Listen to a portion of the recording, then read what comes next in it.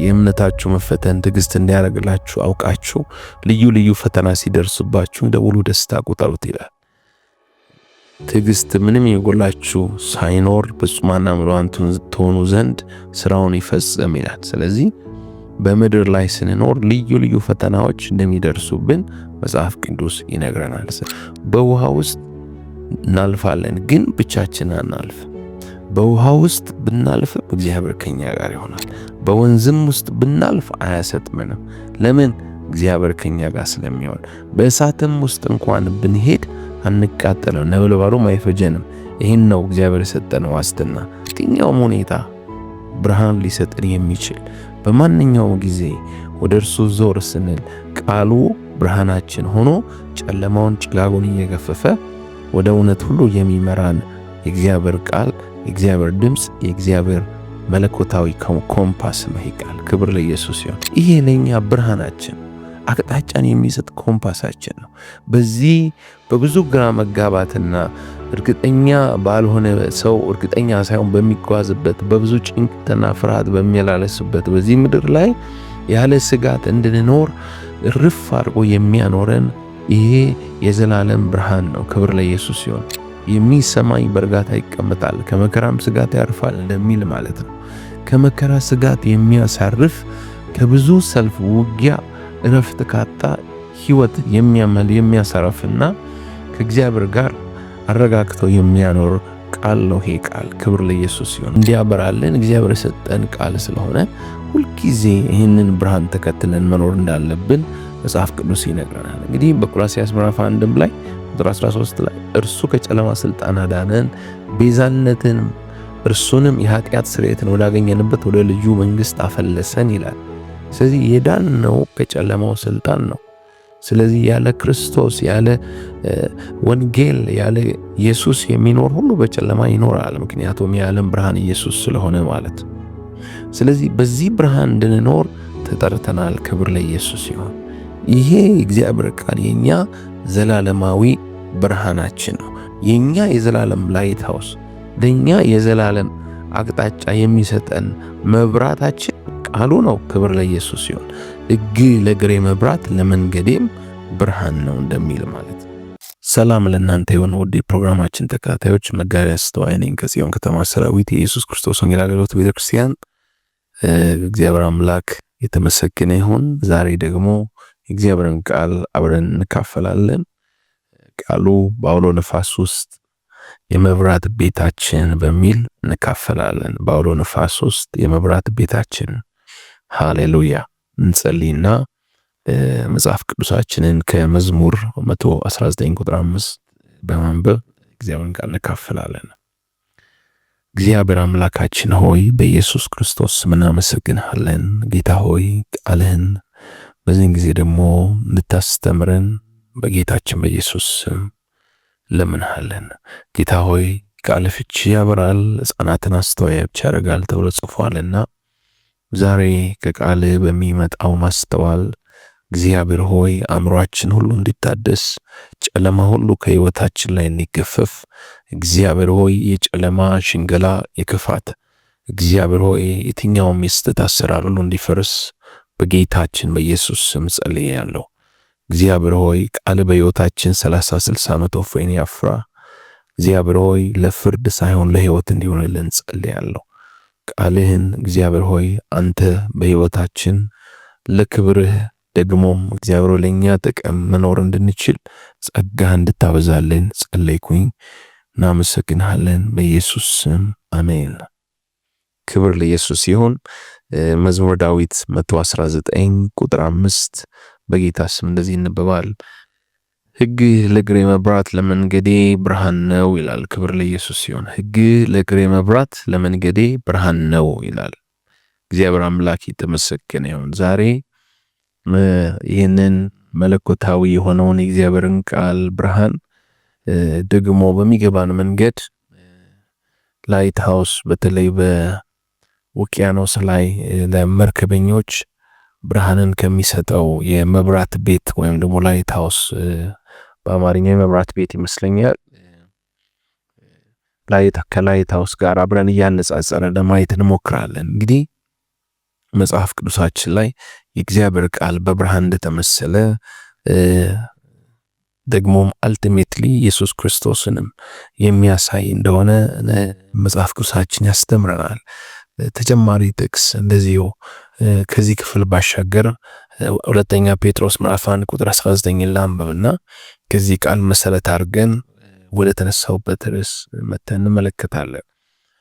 እንደዚህ ይላል፣ ከእርሱም ይልቅ እጅግ የጸና ትንቢት ቃል አለን፣ ምድርም እስኪጠባ ድረስ የንጋትም ኮከብ በልባችሁ እስኪወጣ ድረስ ሰው በጨለማ ስፍራ የሚበራን መብራት እንዲጠነቀቅ ይህን ቃል እየጠነቀቃችሁ መልካም ታደርጋላችሁ ይላል። እንግዲህ ሐዋርያው ጴጥሮስ የሚናገረው በዚህ ክፍል ላይ በብሉይ ኪዳን እግዚአብሔር የሰጣቸው ቃል የእግዚአብሔር ቃል ከሁሉ የጸና እንደሆነ የጸና የትንቢት ቃል እጅግ የጸና የትንቢት ቃል እንደሆነ እንዲሁም እሱ ከገናናው ዙፋን ከእግዚአብሔር አብ የመጣውን ድምፅ ይናገራል። ቁጥር 16 ላይ የእርሱን ግርማ አይተን እንጂ በብልሃት የተፈጠረውን ተረት ሳንከተል የጌታችን ኢየሱስ ክርስቶስ ኃይልና መምጣት አስታወቅናችሁ ይላል።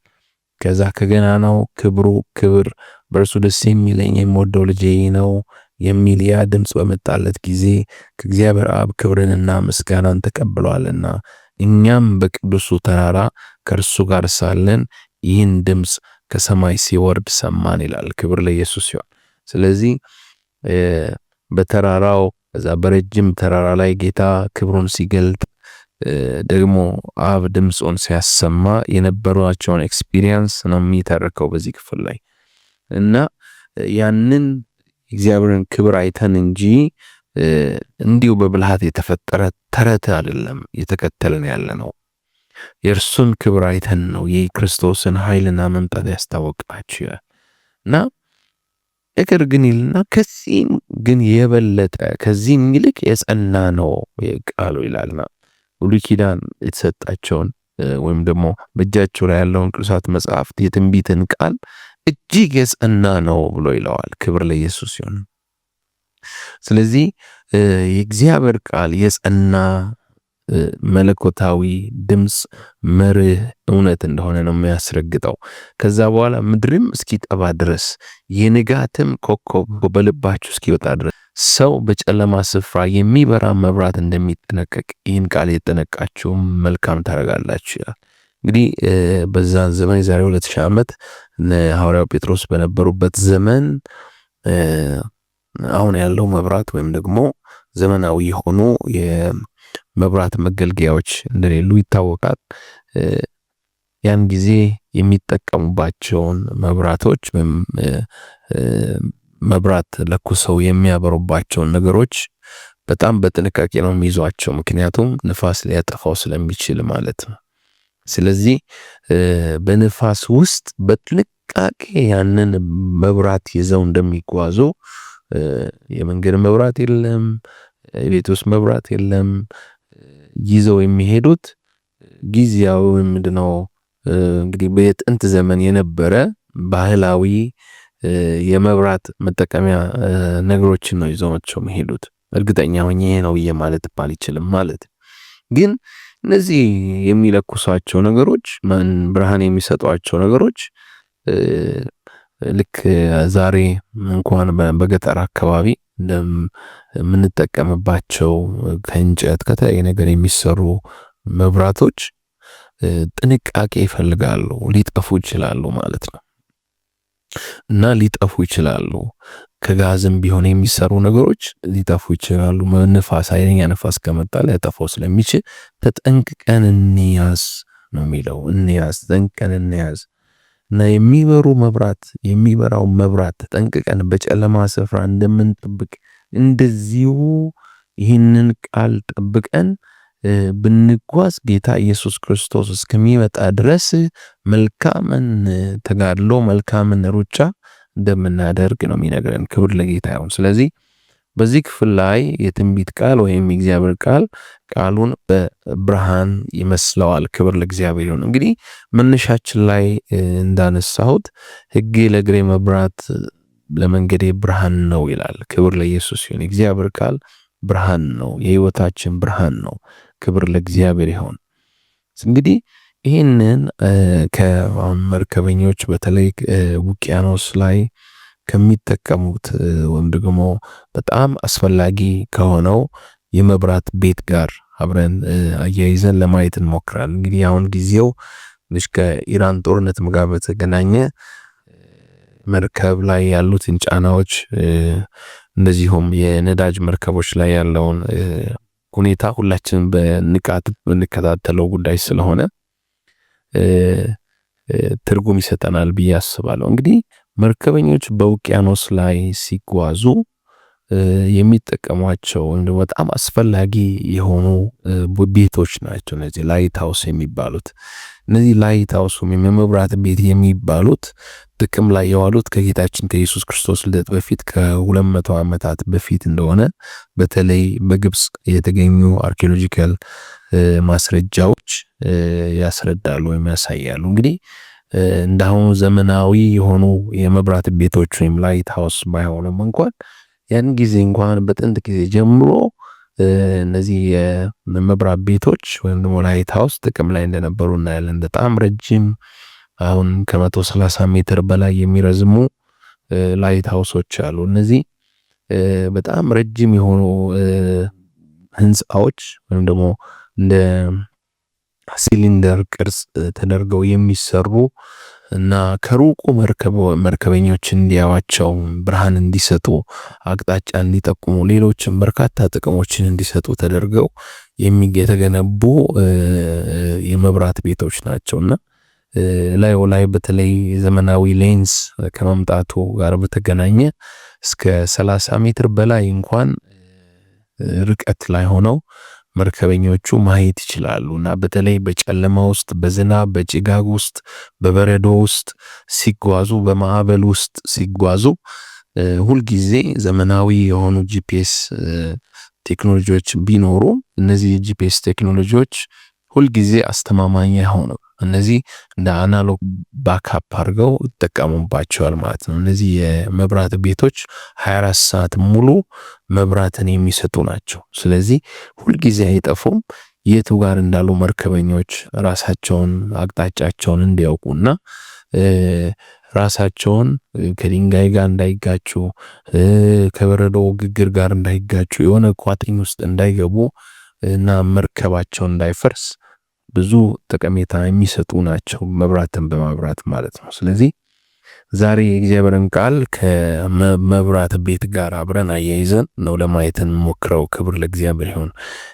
እንግዲህ በምሳሌ ነገሮችን የበለጠ እንድንረዳ ያስችለናል ብዬ ስላሰብኩ ነው። እርግጥ ፐርፌክት ላይሆን ይችላል፣ ቃሉ በራሱ በቂ ነው። ኦፍ ኮርስ እያዛመድኩ የማነሳው መረዳቶችን ቃሉ መረዳት የምንችልባቸው ሁኔታዎችን ካገኘን በሚል ሐሳብ ነው። ክብር ለኢየሱስ ይሁን።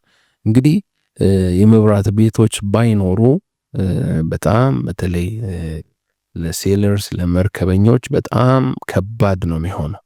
ምክንያቱም ጉዞዎቻቸው ብዙ ጊዜ በሌሊት ቀንም በተለይ ውቅያኖስ ላይ ዝናብ ባለበት ጊዜ በጣም ጭጋግና አውሎ ነፋስ ባለበት ጊዜ ማዕበል በሚነሳበት ጊዜ አየሩ ጥሩ አይደለም። ጥሩ የሆነ የአየር ሁኔታ ስለማይኖር ጥሩ ያልሆነ የአየር ሁኔታ ባለበት ሁኔታ ውስጥ ሲጓዙ እነዚህ የመብራት ቤቶች በጣም ብዙ ጥቅም ይሰጧቸዋል። ቅድም እንዳነሳሁት ሊደርስባቸው ከሚችሉ አደጋዎችን ከመጠበቅ ጀምሮ ማለት ነው። ስለዚህ እነዚህ የመብራት ቤቶች በጉዞ ላይ መርከበኞቹ የበለጠ ደህንነት እንዲሰማቸው የሚያደርጉና በርካታ ጠቃሚ የሆኑ አገልግሎቶችን የሚሰጡ ናቸው። እንግዲህ በመጽሐፍ ቅዱስ እንደሚነግረን መጽሐፍ ቅዱሳችን እንደሚያስረዳን ወገኖቼ የምንኖርበት ዓለም ብዙ ውጊያ፣ የጠላት ሰልፍ ደግሞም በጠላት ቁጥጥር ውስጥ ያለ ዓለም ውስጥ እንደምንኖር መጽሐፍ ቅዱሳችን በግልጽ ይነግረናል። ስለዚህ የምንኖርበት ዓለም በክፉ የተያዘ እንደሆነ መጽሐፍ ቅዱስ በግልጽ ይነግረናል። እኛ ዮሐንስም ላይ ዓለምና ሞላው በክፉ እንደተያዘ እናውቃለን ይላል። ስለዚህ በክፉ የተያዘ ዓለም በጨለማ በኃጢአት የረከሰና የተሞላ ዓለም ውስጥ ነው ምንኖረው። መጽሐፍ ቅዱሳችን በኢሳይያስ ምዕራፍ 43 ቁጥር 2 ላይ በውሃ ውስጥ ባለፍ ጊዜ ካንተ ጋር ሆናለሁ፣ በወንዞችም ውስጥ ባለፍ ጊዜ አያሰጥሙም፣ በእሳት ውስጥ በሄድ ጊዜ አትቃጠልም፣ ነበልባሉም አይፈጅህም ይላል። ስለዚህ እግዚአብሔር ውሃ የለም፣ እሳት የለም፣ በዚህ ምድር ላይ መከራ የለም፣ ወጀብ የለም፣ ሰልፍ የለም፣ ውጊያ የለም አላለንም። መጽሐፍ ቅዱስ እንደዚህ አይነት ተስፋ አይሰጥም። ግን ምንድን ያለን ጌታ በዓለም ሳላችሁ መከራ አለባችሁ፣ አይዟችሁ፣ እኔ ዓለምን አሸንፌዋለሁ ነው ያለን። እስከ ዓለም ፍጻሜ እኔ ከእናንተ ጋር ሆናለሁ ነው ያለን። ማርቆስ ወንጌል ምዕራፍ 16 መጨረሻው ላይ ስናነብ ኢየሱስን እያዩት አረገ ይልና እንደገና አብሯቸው ታምራትን ድንቅን በማድረግ በሚሄዱበት ስፍራ ሁሉ ቃሉን ያጸና ነበር ይላል። አብሯቸው ነበር። ስለዚህ በመንፈስ ቅዱስ ከኛ ጋር እንደሚሆኑ ዋስትናን ሰጥቶናል ይህ ጌታ። ስለዚህ ጌታ እስከሚመጣ ጊዜ ድረስ የዚህ ዓለም አምላክ ገዢ ተፈርዶበታል። የመጨረሻው ፍርዱ ደግሞ ወደ እሳት ባህር መጣል ነው። ስለዚህ ያችን ሰማይቱ አዲሱ ሰማይን አዲሲቱ ምድር ያችን ሰማይቱ ኢየሩሳሌም እስከምንወርስባትና እስከምናገኛት ወደዛ ወይም ደግሞ እኛ ተጠርተን እስከምንሄድና ከጌታ ጋር ለዘላለም ወደምንኖርበት ዘላለማዊ ክብር ቤታችን እስከምንሄድ ድረስ በዚህ ምድር ላይ የምንኖረው በወጀብ ውስጥ ብዙ ፈተና ውስጥ እና ማዕበል ውስጥ እንደሆነ መጽሐፍ ቅዱስ ይነግረናል። ለዚህ ነው መጽሐፍ ቅዱስ ወንድሞቼ ሆይ ይላል ያዕቆብ መልእክት ምዕራፍ 1 ቁጥር 2 ላይ የእምነታችሁ መፈተን ትዕግስት እንዲያደርግላችሁ አውቃችሁ ልዩ ልዩ ፈተና ሲደርስባችሁ ደውሉ ደስታ ቁጠሩት ይላል። ትዕግስት ምንም የጎላችሁ ሳይኖር ፍጹማን ምሉዓን ትሆኑ ዘንድ ስራውን ይፈጽም ይላል። ስለዚህ በምድር ላይ ስንኖር ልዩ ልዩ ፈተናዎች እንደሚደርሱብን መጽሐፍ ቅዱስ ይነግረናል። ስለዚህ ኢሳይያስ 43 ላይ እንዳነበብነው በውሃ ውስጥ እናልፋለን፣ ግን ብቻችን አናልፍ። በውሃ ውስጥ ብናልፍም እግዚአብሔር ከኛ ጋር ይሆናል። በወንዝም ውስጥ ብናልፍ አያሰጥመንም። ለምን? እግዚአብሔር ከኛ ጋር ስለሚሆን። በእሳትም ውስጥ እንኳን ብንሄድ አንቃጠልም፣ ነበልባሉም አይፈጀንም። ይህን ነው እግዚአብሔር የሰጠን ዋስትና። ክብር ለኢየሱስ ይሁን። ስለዚህ ወጀብ የለም፣ ማዕበል የለም፣ ፈተና የለም ብለን ካሰበ ራሳችን ነው የምናስተው። አንደኛ ጴጥሮስ ምዕራፍ 5 ላይ በመጠን ኑሩ ይላል ቁጥር 8 ላይ ንቁም፣ ባለጋራችሁ ዲያብሎስ የሚውጠውን ፈልጎ እንደሚያገሳ አንበሳ ይዞራልና በዓለም ያሉት ወንድሞቻችሁ ያን መከራን በሙሉ እንዲቀበሉ እያወቃችሁ በእምነት ጸንታችሁ ተቃውሙት ይላል። ክፉን ተቃውሙት፣ ዲያብሎስን ተቃውሙት ነው እንጂ መጽሐፍ ቅዱስ የሚለው አይ ዲያብሎስ የለም፣ ዲያብሎስ ክርስቲያኖችን አይዋጋም፣ ቀዳዳ እየፈለገ አታካ ያረግም፣ ወይም ደግሞ መንፈሳዊ ተግዳሮት ውጊያና ሰልፍ የለም ብሎ አይነግረንም። እንዲሁም ታጠቁ ነው የሚለን። ክብር ለኢየሱስ ይሁን። ስለዚህ እንግዲህ ልክ እነዚህ መርከበኞች በተለያየ ማዕበል ውስጥ ወጀብ ውስጥ እንደሚጓዙት ማለት ነው። እኛም በዚህ ምድር ላይ ባለን የክርስትና ሕይወታችን ጌታን ተከትለን በምንሄደው ሕይወት በሕይወታችን ውስጥ በብዙ አውሎ ንፋስ ውስጥ እንደምንሄድ ልንረዳ ይገባናል ማለት ነው። እንግዲህ ከዚህ ከመብራት ቤት ወይም ላይት ሃውስ ጥቅም ጋር በተገናኘ አንድ 4 ነጥቦችን ዋና የሆኑ 4 ነጥቦችን ለማየት እንሞክራለን። የመጀመሪያው ላይት ሃውስ ወይም ደግሞ የመብራት ቤት የሚጠቅመው የመብራት ቤቱ አቅጣጫን መስጠት ነው። አቅጣጫን ብርሃንን መስጠት ነው። የመጀመሪያው ጥቅሙ ብርሃንን መስጠት ነው። ቅድም እንዳነሳሁት 24 ሰዓት ሙሉ ብርሃንን ይሰጣል የመብራት ቤቱ። እንደዚሁም የእግዚአብሔር ቃል ሁልጊዜ ብርሃንን የሚሰጥ መጽሐፍ ቅዱስ ሲናገር በኢሳይያስ ምዕራፍ 40 ቁጥር 8 ላይ ዓለሙ ምኞቱም ያልፋሉ፣ የአምላካችን የእግዚአብሔር ቃል ግን ለዘላለም ጸንቶ ይኖራል ይላል። ስለዚህ ለዘላለም ጸንቶ የሚኖር ቃል ነው ይህ ቃል። ክብር ለኢየሱስ ይሁን። ስለዚህ ሁል ጊዜ ልንታመንበት የምንችለው በየትኛውም ስፍራ ሆነን ያ የላይት ሃውስ ከ32 ሜትር ላይ ሊሆን ይችላል የሚያዩት፣ እኛ ግን በየትኛውም ሁኔታ ብርሃን ሊሰጥን የሚችል በማንኛውም ጊዜ ወደ እርሱ ዞር ስንል ቃሉ ብርሃናችን ሆኖ ጨለማውን ጭጋጉን እየገፈፈ ወደ እውነት ሁሉ የሚመራን የእግዚአብሔር ቃል፣ የእግዚአብሔር ድምፅ፣ የእግዚአብሔር መለኮታዊ ኮምፓስ ነው ይሄ ቃል። ክብር ለኢየሱስ ይሁን። ስለዚህ ብርሃን ነው እግዚአብሔር የሰጠን። በእጃችን ያለው ምን እንደሆነ ማወቅ አለብን። ብዙ ክርስቲያን በእጁ ላይ እግዚአብሔር የሰጠውን ትጥቅ፣ እግዚአብሔር የሰጠው ምን እንደሆነ አያውቅ። ወገኖች ይሄ ለኛ ብርሃናችን፣ አቅጣጫን የሚሰጥ ኮምፓሳችን ነው። በዚህ በብዙ ግራ መጋባትና እርግጠኛ ባልሆነ ሰው እርግጠኛ ሳይሆን በሚጓዝበት በብዙ ጭንቀትና ፍርሃት በሚያላለስበት በዚህ ምድር ላይ ያለ ስጋት እንድንኖር ርፍ አድርጎ የሚያኖረን ይሄ የዘላለም ብርሃን ነው። ክብር ለኢየሱስ ይሁን። በራሳችን ማስተዋልና እይታ ጠላትን ድል ማድረግ አንችልም። ይህንን ዓለም ማሸነፍ አንችልም። ይህንን ዓለም የክፉን ሰልፍና ውጊያ የጨለማውን ስልጣን በክርስቶስ ኢየሱስ ብርሃን በመኖር ነው ድል እየነሳን መሄድ የምንችለው። መጽሐፍ ቅዱስ በምሳሌ ምዕራፍ 3 ላይ ልጄ ሆይ ሕጌን አትርሳ፣ ልብህም ትእዛዜን ይጠብቅ፣ ብዙ ዘመናትና ረጅም ዕድሜ ሰላምም ይጨመሩልሃል ይላል። ክብር ለኢየሱስ ይሁን። ስለዚህ ሕጌን አትርሳ ይላል፣ ልብህም ትእዛዜን ይጠብቅ ይላል። አሁን ዛሬ ይህንን ቃል ስንካፈል ብዙ ወገኖች፣ ብዙ አማኞች የቃል ህይወታቸው ነው ከመጽሐፍ ቅዱስ ጋር ያላቸውን ነገር በብዙ ነገር ተክተውታል፣ ቀይረውታል። በተለይ ይሄ ዘመን የሶሻል ሚዲያ ዘመን እንደመሆኑ ሰዎች መጽሐፍ ቅዱሳቸውን እንደሚገባ እያጠኑ አይደሉም። በጣም ይሄ ሊያሳስበን ይገባል ወገኖች። የእግዚአብሔር ቃል ፍቅር ከኛ ከተወሰደ ብርሃን የለንም ማለት ነው። ለመንገዳችን ለእግራችን መብራት፣ ለመንገዳችን ደግሞ ብርሃን እያጣን ነው የምንሄደው። ስለዚህ በጣም የእግዚአብሔርን ቃል ፍቅር እግዚአብሔር እንዲሰጠን፣ ካፓሲቲያችንን አቅማችንን እግዚአብሔር እንዲያሳድግልን መጸለይ መቻል አለብን እና የእግዚአብሔርን ቃል በጠዋትም በማታም በቀንና በሌሊት ሕጉን ያሰላስላል እንደሚል በጣም የጠበቀ ወዳጅ ልንሆን ይገባል። የእግዚአብሔር ቃል ሊሆነን ይገባል። ስለዚህ ቃሉን ለማጥናት ለመማር በጣም ትጋትን ሁሉ ማሳየት አለብን። ክብር ለኢየሱስ ይሁን። ምክንያቱም የምንዋጋው ሰልፍ የምናደርገው እንደ ቃሉ ነው እንጂ በራሳችን ማስተዋል በልምምዳችን እንድንኖር አይደለም።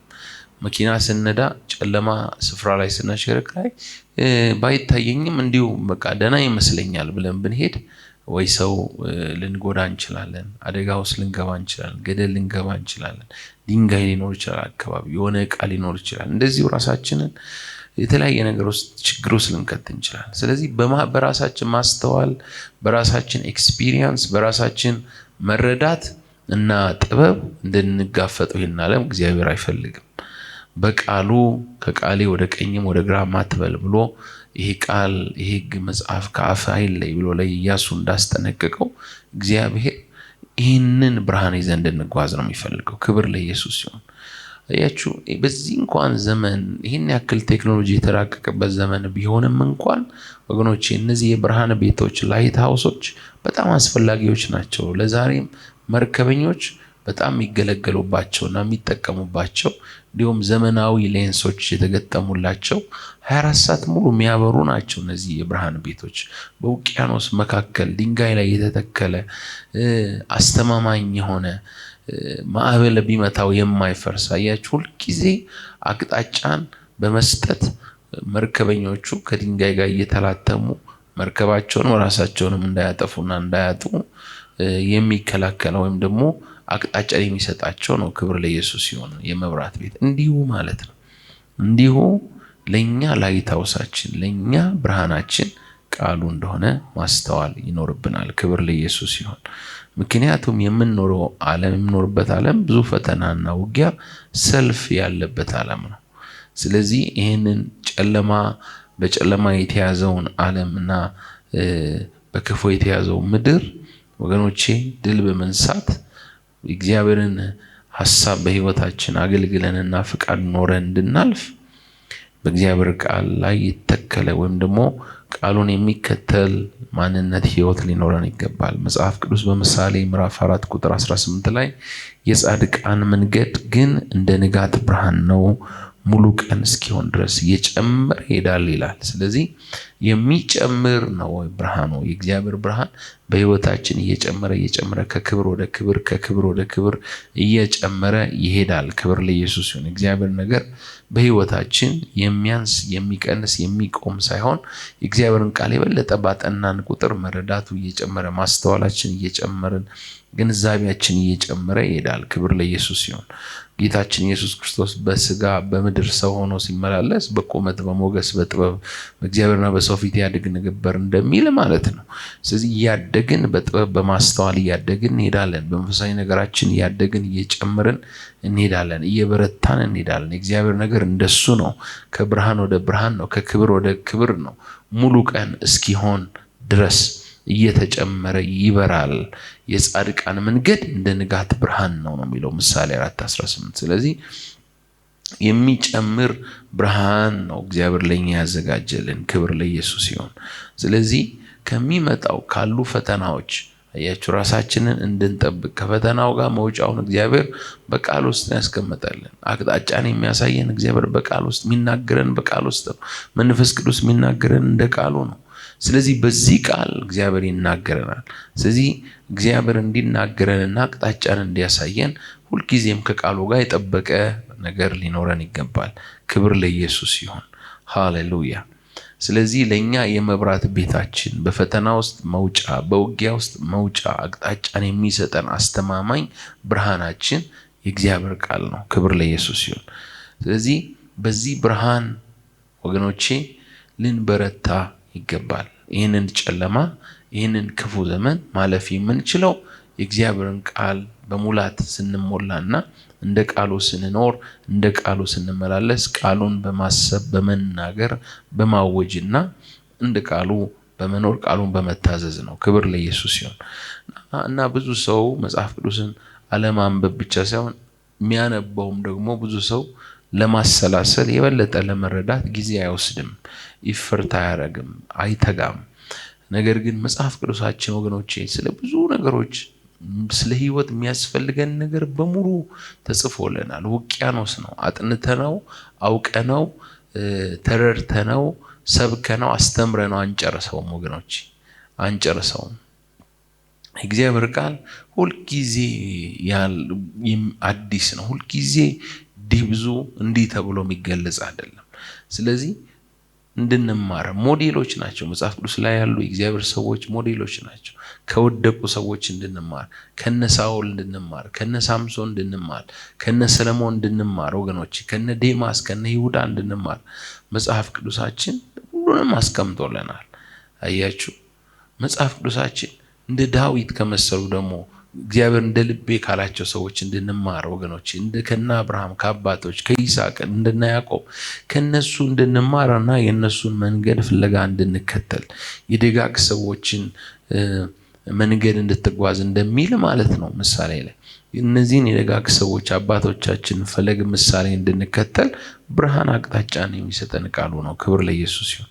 ስለዚህ የእግዚአብሔርን ቃል እንደ ብርሃን በቃ ወሳኝ ብርሃን በቃ ሕግ ለእግሬ መብራት ነው እንደሚል ለኛ ማስተዋልን የሚሰጥ ደግሞም ለሁሉ ጉዳዮቻችን አቅጣጫንና ትክክለኛውን ዴፊኒሽን ወይም ደግሞ ትርጉም የሚሰጠን ቃሉ እንደሆነ ተረድተን በዚህ ቃል መኖር አለብን። ምሳሌ 6:23 ላይ ትእዛዝ መብራት ሕግም ብርሃን ነውና የተግሳጽም ዘለፋ የህይወት መንገድ ነውና ይላል። ስለዚህ የተግሳጽ ዘለፋ ነው ወገኖች የህይወት መንገድ። ስለዚህ እግዚአብሔር ቃል እንዲዘልፈን እንዲገስጸን ልባችንን ክፍት አድርገን መቀበል አለብን ወገኖች።